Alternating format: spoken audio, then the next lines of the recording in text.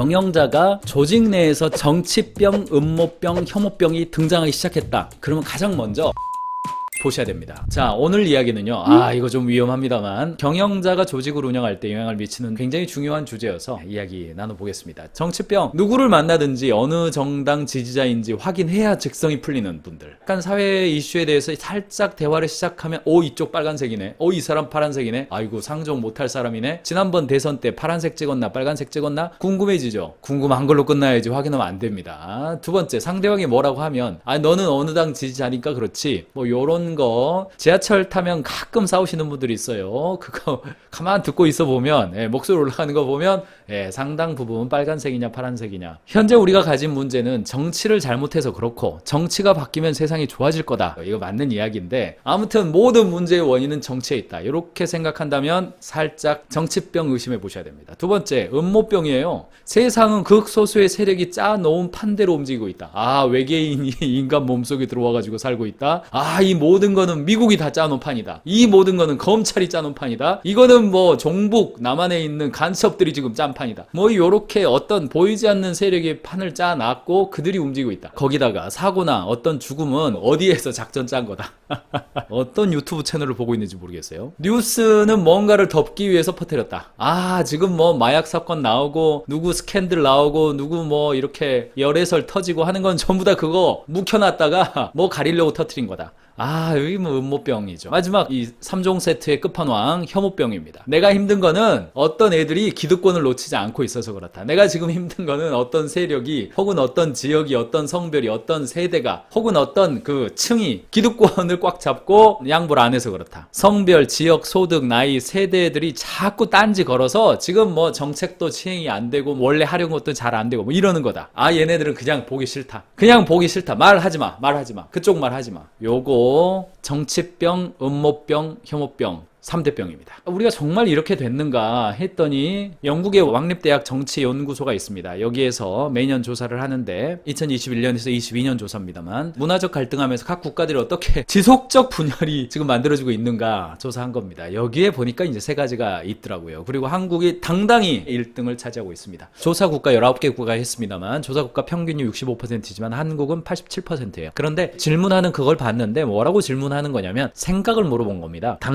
당신의 국가가 이러이러하다고 생각하십니까? 라고 물어봤지 객관적인 어떤 통계를 기반으로 해서 나온 결과는 아니에요. 그러니까 이것이 어떤 정말 3자적 관점에서 한국 사회의 갈등이 영국 사회의 갈등보다 정말 더 심하냐 이런 것을 본 것은 아닙니다. 그 나라의 국가의 국민들이 그렇게 생각하냐를 물어본 것이기 때문에 인식조사다 이렇게 보시면 돼요. 다른 당 지지자 간에 정치적 갈등이 있느냐? 나는 파란색인데 상대방이 빨간색이에요. 그럼 갈등이 있냐? 한국에서는요 90%가 그래요. 매우 그렇다가 49%고요. 아무 상관없다는 1%밖에 안 돼요. 굉장히 이제 강한 거죠. 상대적으로 폴란드라든가 그리스라든가 벨기에, 스웨덴 지지한 정당이 다르다 하더라도 갈등 별로 없다 이런 거예요. 정치적으로 봤을 때 이거 퓨 리서치 자료 제가 갖고 온 거예요. 이거 왕립학교 자료는 아닙니다만 퓨 리서치에서도 비슷한 조사를 계속하고 있는데 한국의 경우는 지지 정당이 다르면 그 사람과 갈등할 가능성이 90%. 근데 이제 빈부 갈등도 비슷합니다. 전체 평균은 74%입니다. 한국 한국을 따라잡았다고 보기 애매해요. 똑같은 거기 때문에 칠레가 빈부 갈등 높다 91% 공동 1위를 차지했습니다. 그 다음에 이제 헝가리, 러시아, 아르헨티나, 멕시코, 페루 뭐 이렇게 남미 국가들 조금 나오고 사우디아라비아가 빈부 갈등이 없어요. 참 그러니까 객관적 사실이 아니라는 이야기입니다. 우리나라는 부자와 가난한 사람 사이에 갈등이 많다라고 우리가 인식하는 겁니다. 평등 의지가 굉장히 강하다 이렇게 해석할 수도 있겠죠. 다양한 해석은 나올 수 있습니다. 어쨌든 중요한 것은 갈등이 많다라고 스스로 우리가 생각하고 있는 거예요. 어디에서요? 국가적으로 그렇다면 조직 내에서도 마찬가지죠. 국내에서도 물어보았습니다. 엠브레인 중앙일보하고 엠브레인 퍼블릭 조사기관이죠. 최근 1년간 혐오 표현을 보거나 들은 적이 있습니까? 있다가 68.2%로 2019년 대비 2021년이 4%포인트 올랐습니다. 없다는 상대적으로 줄었죠. 2021년을 보니까 종교나 정치나 혹은 이런 것들 이런 쪽에 대해서 혐오 표현이 등장하는 거예요. 그래서 선천적인 요인에 대해서 남자라서 그렇다, 여자라서 그렇다, 어떤 장애가 있어서 그렇다, 엄마, 뭐 초딩, 사실은 우리가 어렸을 때 뭐 이렇다 저렇다 뭐 별명도 부르고 어렸을 때 많이 했어요. 근데 그런 것들이 온라인상에 오픈되면서 집단화되고 프레이밍되고 하나의 사회를 보는 그릇이 돼버린다는 것이죠. 게다가 음모론이 있습니다. 부정선거 음모론 아직도 있습니다. 부정선거 아직도 있어요. 음모론이라 말로 음모다. 백신이 나왔을 때 백신 음모론 있었죠. 지금도 그 주장하시는 분들은 지금도 뭐 있어요. 블라인드 화면입니다. 신입이 사내 정치를 시작했네요. 사내 정치는 리더들만 하는 것이 아니죠. 신입 사원도 들어와가지고 이렇다는데요, 저렇다는데요, 뭐 이런 거 이렇게 자기만의 영역을 만드는 그런 거. 정치병, 음모병, 혐오병. 그게 그냥 그대로 회사 내로 들어와서도 그런 프레임으로 보는 거예요. 정치병. 누가 상무님 편이고 누가 전무님 편인가? 누가 사장님 편이고 누가 본부장님 편인가? 그거 얼른 파악이 되는 거예요. 그리고 그걸로 프레이밍이 돼요. 프레임을 짜서 해석을 하면 나는 편하죠. 딱 집단화하고 이쪽은 빨간색, 이쪽은 파란색, 이쪽은 뭐 영업 스타일, 이쪽은 관리 스타일, 이쪽은 F형, 이쪽은 T형, 이쪽은 E형, 이쪽은 I형. 딱 이렇게 집단화, 유형화, 구조화는 언제나 나의 두뇌를 편안하게 만들어주죠. 그러니까 언제든지 리더뿐 아니라 신입사원임에도 불구하고 강약 약강, 강한 자에게 약하고 약한 자에게 강하고 부정적인 얘기 뿌리고 다니고 안 고쳐진다. 정치병, 음모병, 혐오병이 없는 행복한 조직 되려면 어떻게 할 거냐. 이걸 대중적으로 치료하려면요, 우리나라의 정치를 풀어가는 게 어렵고, 일단 혐오하는 생각이 들어가면 또 어렵고, 또는 어떤 음모론에 빠지면 그 사람 건져내기가 정말 어렵죠. 대중적인 치료보다는 원인 치료가 필요합니다. 그 원인 치료가 첫 번째가 변혁적 리더십이고, 두 번째가 코칭형 대화이고요, 마지막 세 번째가 몰입을 촉진하는 조직 문화 만드는 것입니다. 음모병, 혐오병이 등장하기 시작했다. 그러면 가장 먼저 내 탓이요, 다 큰 내 탓이요 보셔야 됩니다. 문제 1번이 뭐냐? 비전과 장기적인 변혁적인 어떤 그 이미지가 점점 사라진 거예요. 우리가 왜 모였는지에 대해서 그것이 희석된 겁니다. 신뢰의 문화를 조성하는 것, 권한을 부여하는 것, 현재의 상황을 바꾸는 것, 코치를 육성하는 것, 도전적인 문화로 바꾸는 것, 이 모든 것 안에는 뭐가 기본적인 출발이냐면 우리 왜 모였고 앞으로 뭐 하려고 모였다라고 하는 이 조직의 비전인 거죠. 반대말로 우리는 거래적 리더십이라고 부릅니다. 변혁적 리더십. 우리 MBA 할 때 한번 좀 언급을 했습니다만, 영감과 비전 제시 및 구성원 전체가 공유해야 할 가치의 내면화가 있는 거예요.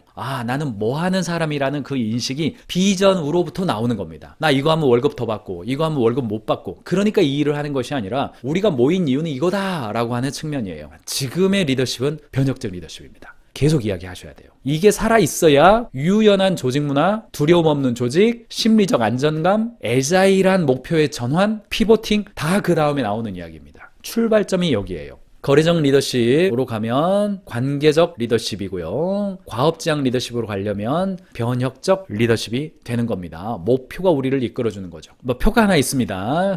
리더십 모델의 다양한 어떤 풀 레인지인데요, 이쪽에 보시면요, 효과성이에요. 그 다음에 액티브함입니다. 근데 가장 소극적인 게 뭐냐면요, 자유방임이죠. 수동적이고 비관적이에요. 그리고 약간 올라가면 매니지먼트죠. 문제가 생길 때 개입하는 거죠. 약간 올라가면 거래적 리더십이에요. 이거 해줄게, 이거 해줘. 좀 개입을 시작하는 거죠. 더 올라가면 개인적 관계예요. 더 올라가면 지적인 자극을 주는 겁니다. 더 올라가면 영감을 주는 거예요. 가장 최상의 것은 이상적인 마인드와 어떤 비전을 제시해 주는 거예요. 효과성도 높고 액티브함도 살아있는 겁니다. 어떤 영감을 주는 거죠. 이걸 저는 변혁적 리더십과 연결해서 여러분과 이야기하고 있는 겁니다. 다시 말하면 변혁적 리더십이다 라고 한다면 이게 살아있으면 조직이 정치병, 음모병, 혐오병으로 들어가지 않는 거예요. 여러분 팀원들이 모여가지고 팀장에 대해서 어떻게 생각한다, 팀장들이 모여서 팀원들에 대해서 어떻게 생각한다 보세요. 영업부가 모여서 생산부에 대해서 어떻게 생각하고 말하고 있을까요? 이거 약간 좀 걱정된다 그러면요, 이거 시작하셔야 돼요. 1번 영향력의 이상화예요. 나는 회사의 미래에 대한 확고한 비전을 가지고 있으며 이를 통해서 하급자들에게 회사에 대한 자긍심을 심어주고 있다. 영감적 동기유발. 나는 내가 가지고 있는 회사의 미래에 대한 비전을 다양한 비유를 통해서 이야기한다. 이미지를 만들어주고 있느냐. 지적인 자극이에요.